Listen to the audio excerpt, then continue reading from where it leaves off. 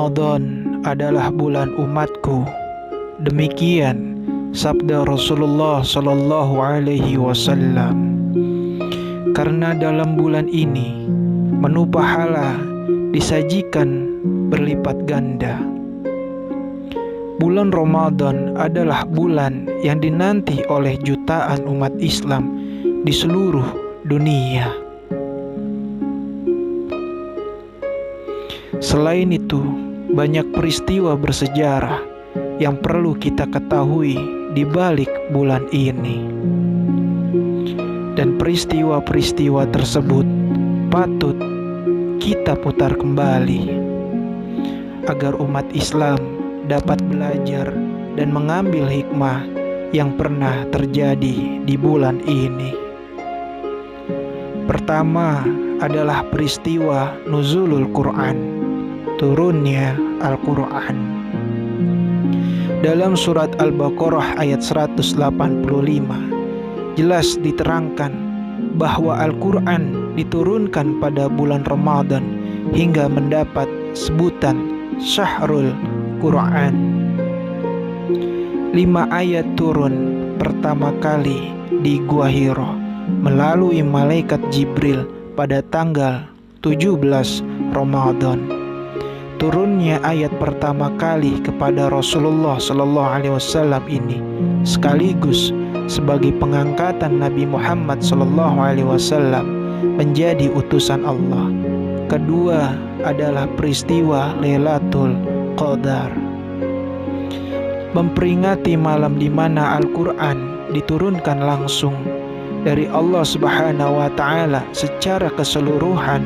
Baitul Izzah, semacam ruang ilahiyat yang kemudian dibawa Jibril secara berangsur kepada Rasulullah Sallallahu Alaihi Wasallam. Malam mulia, malam penuh berkah yang tidak boleh diragukan lagi, karena Allah Subhanahu wa Ta'ala menyebutnya dalam surat Ad-Dukhan ayat 3. Inna anzalnahu fil lailatin mubarakah inna kunna munzirin.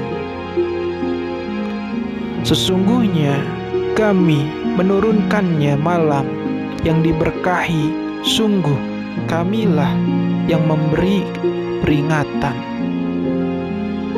Ketiga adalah perang Badar, perang antara kaum muslimin dengan kaum kafir Quraisy yang berlangsung di pertengahan bulan Ramadan, tepatnya 17 Ramadan. Badar yang letaknya lebih kurang 145 km arah barat laut dari kota Madinah Al-Munawwarah. Badar menyaksikan pertempuran di antara kaum muslimin dan kaum musyrikin. Perang Badar menjadikan keyakinan sebagai area acuan menegakkan kebenaran ibadah di atas segalanya, yang hingga akhirnya kemenangan berada di kaum muslimin. Keempat adalah wafatnya putri Rasulullah Sallallahu Alaihi Wasallam, Sayyidah Fatimah Az-Zahra. Wafatnya perempuan suci nan agung yang dikenal dengan sebutan Ummu Abiha. Fatimah Zahra wafat pada tanggal 3 Ramadan 11 Hijriah dalam usia 28 tahun. Fatimah wafat 6 bulan setelah ayahnya Rasulullah Sallallahu Alaihi Wasallam wafat. Fatimah meninggalkan Hasan yang masih berusia 7 tahun, Husain yang masih 6 tahun, Zainab 5 tahun, dan Ummi Kulsum yang baru saja memasuki usia 3 tahun. Kelima adalah wafatnya putri Rasulullah Sallallahu Alaihi Wasallam, Sayyidah Ruqayyah. Ruqayyah meninggal bertepatan saat berlangsungnya perang Badar. Putri Rasulullah Sallallahu Alaihi Wasallam ini wafat tepat ketika Zaid bin Harithah menyampaikan berita gembira tentang kemenangan kaum muslimin dalam pertempuran Badar. Ruqayyah wafat pada usia 22 tahun. Jenazahnya dimakamkan di pemakaman Baqi Al-Gharqad, Madinah. Keenam adalah wafatnya Ummul Mukminin, Sayyidah Khadijah Kubra. Sayyidah Khadijah wafat pada 10 Ramadan tahun ke-10 kenabian atau 3 tahun sebelum hijrah ke Madinah atau 619 Masehi. Setelah berakhirnya pemboikotan kaum Quraisy terhadap kaum muslim, Sayyidah Khadijah kemudian sakit. Semakin hari kondisi kesehatan badannya semakin memburuk. Beliau dimakamkan di dataran tinggi Mekah yang dikenal dengan sebutan Al-Hajun atau disebut Jannatul Ma'la, pemakaman Ma'la.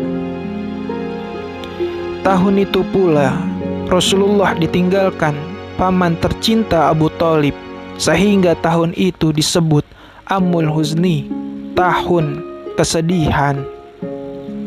Ketujuh adalah wafatnya Sayyidah Aisyah. Ternyata pada tanggal 17 Ramadan, selain pertama kali Al-Quran turun, ada peristiwa perang Badar. Wafatnya Ummul Mukminin juga terjadi pada malam 17 Ramadan. Ketika itu Sayyidah Aisyah sudah berusia 67 tahun. Ia jatuh sakit pada Ramadan 58 Hijriah. Ummul Mukminin Aisyah binti Abu Bakar As-Siddiq radhiyallahu anhu wafat pada 58 Hijriah malam 17 Ramadan setelah sholat witir. Seluruh umat Islam pada saat itu sungguh berduka cita. Ia adalah sosok istri yang paling dekat dengan Rasulullah Sallallahu Alaihi Wasallam dan paling banyak mengetahui kehidupan dan teladan Rasulullah Sallallahu Alaihi Wasallam.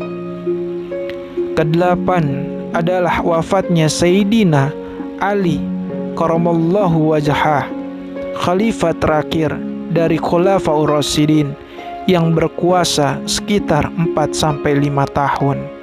Sosok sepupu Rasulullah yang amat cerdas, yang kemudian menjadi menantunya setelah menikahi Fatimah Az-Zahra. Kisah haru mewarnai setelah Sayyidina Ali wafat. Kedua putra tercintanya memandikan jenazah ayahnya yang nanti akan sangat dirindukan keberadaannya. Kesembilan adalah kemerdekaan Republik Indonesia. Bagi umat Islam Indonesia, bulan Ramadan lebih dari sekedar istimewa. Karena bulan Ramadan menjadi saksi sejarah puncak perjuangan kemerdekaan bangsa Indonesia dalam melawan penjajah. Dimulai dari pembentukan panitia persiapan kemerdekaan Indonesia, 1 hari menjelang malam pertama bulan Ramadan, Nagasaki dan Hiroshima dijatuhi bom yang akhirnya Jepang menyerah tanpa syarat kepada sekutu pada tanggal 15 Agustus hingga saat itu hari Jumat 17 Agustus 1945, tepat tanggal 9 Ramadan 1364 Hijriah, proklamasi kemerdekaan Indonesia dilaksanakan kediaman Insinyur Soekarno. Tak salah untuk kita berusaha khusyuk beribadah di bulan nan suci ini. Namun tak ada salahnya kita sebagai umat Islam Indonesia tahu peristiwa apa saja yang ada di dalam bulan nan agung ini, sambil mengulik dan belajar kembali sejarah yang ada di balik peristiwa tersebut, tentu diiringi dengan mengambil hikmah di baliknya. Kata Bung Karno bahwa bangsa yang besar adalah bangsa yang tidak pernah melupakan sejarah bangsanya sendiri. Wallahu alam bissawab.